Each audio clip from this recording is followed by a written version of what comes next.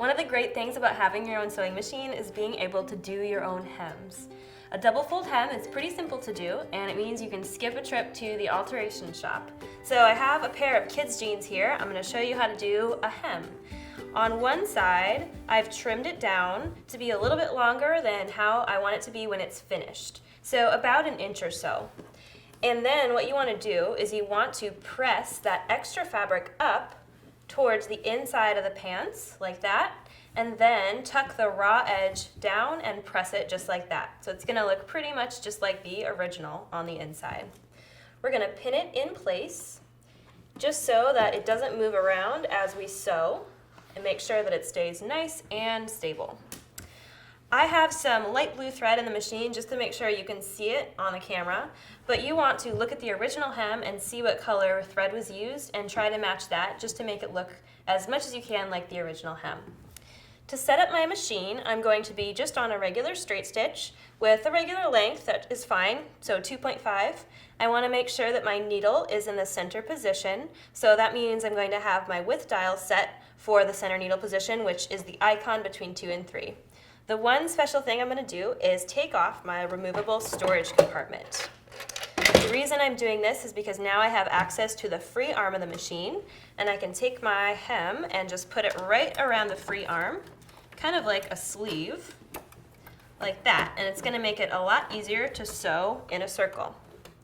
So I'm going to start near the inseam, just so my starting and stopping points are, not front and center. And to figure out where to sew, I'm going to feel where the fold is through the fabric. So there's a little ridge there where that upper fold is, and I'm going to stitch just to the right side of that. So for me and my hem, that means I'm going to follow the second guideline out from the foot, which is the 1/2 inch seam allowance mark. For yours, depending on the width of your hem, it could be different. You just want to find a landmark on the machine to follow as you sew. Now what we're going to do is just sew in a circle all the way around the hem. So when I start, I'm just going to start sewing, and the idea is to keep turning the pants as you go, and sew all the way around, taking out the pins as you go.